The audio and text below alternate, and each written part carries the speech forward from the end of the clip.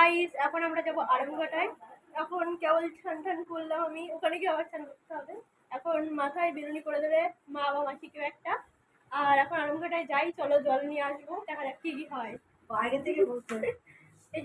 এই যে এখন আমরা গাড়িতে উঠে পড়েছি, আর আমার পাশে রয়েছে একটা দিদি, সরি বৌদি হবে, মানে আমাদের পাড়ায় থাকতে দিদিই ছিল, পরে বৌদি হয়েছে।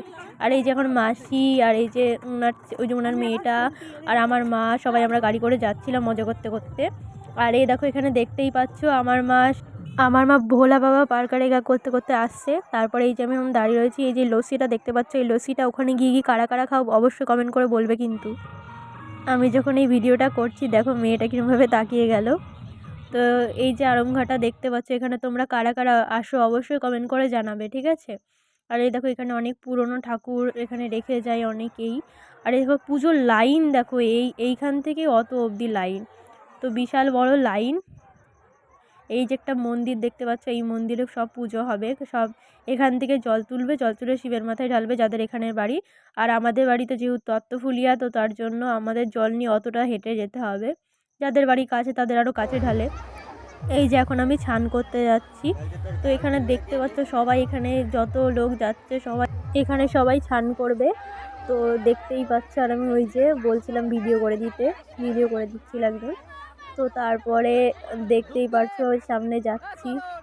আর এখন দেখো আমি এখানে ডুব দিলাম, এই জলটা কিন্তু ভালোই ময়লা, অনেকেই বলছে যে ভালোই ময়লা, মানে তাড়াতাড়ি উঠে যা, কিন্তু আমি ওই জলের মধ্যেই আমার পুকুরে স্নান করতে বা নদীতে স্নান করতে এত ভালো লাগে, আমি তাও উঠছিলাম না।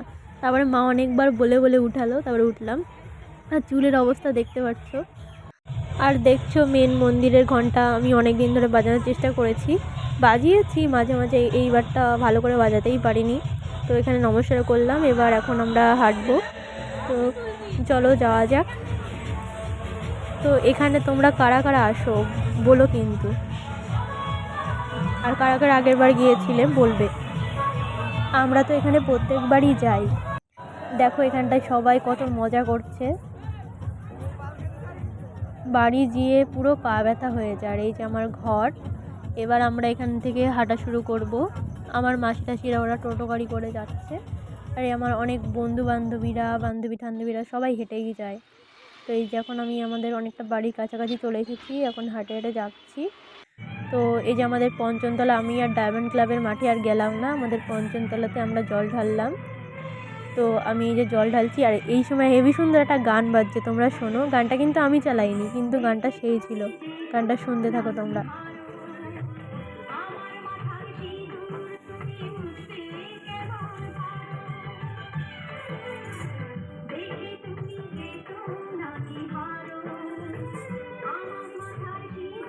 এদিকে আমি বিয়েই করিনি, আর এখানে সিঁদুর তুমি মুছতে কি পারো এরকম একটা গান চলে এসেছে, সেটাই আমি ভাবছি, পরে প্রথমে আমি খেয়াল করিনি।